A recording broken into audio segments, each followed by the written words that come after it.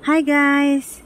Good morning everyone and welcome back sa aking YouTube channel. Naandito ako ngayon sa third floor sa may harapan ng bahay ni Amo sa may balkon at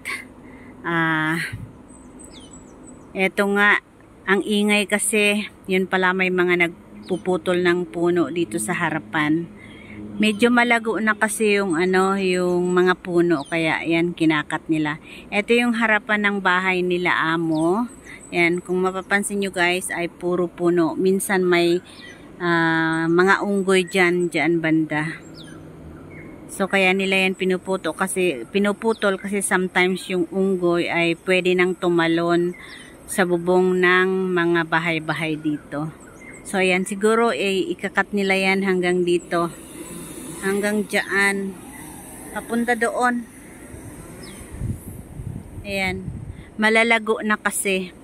So, eto yung mga nagpuputol ng puno dyan sa harapan. Doon sa may, ayan, sa may end road yan. Ayan, oh, tumataas na siya. Ayan. At puputulin nila yan yung, siguro hanggang dyan, kasi nandun yung team nila yung nandun banda yung ibang truck na tagahakot ng mga dahon. Ito pa yung isa. Ayan yung isa. Tapos doon naman banda, busy rin. May nagbubuhos. Construction din doon sa kabila kaya maingay. So ito yung nagpuputol ng mga puno ngayon dito nga sa harap ng bahay.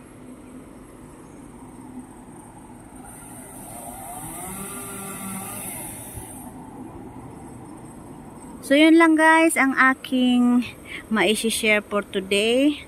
And thanks for watching. Ako'y papasok na sa bahay dahil maglilinis pa tayo. So bye everyone!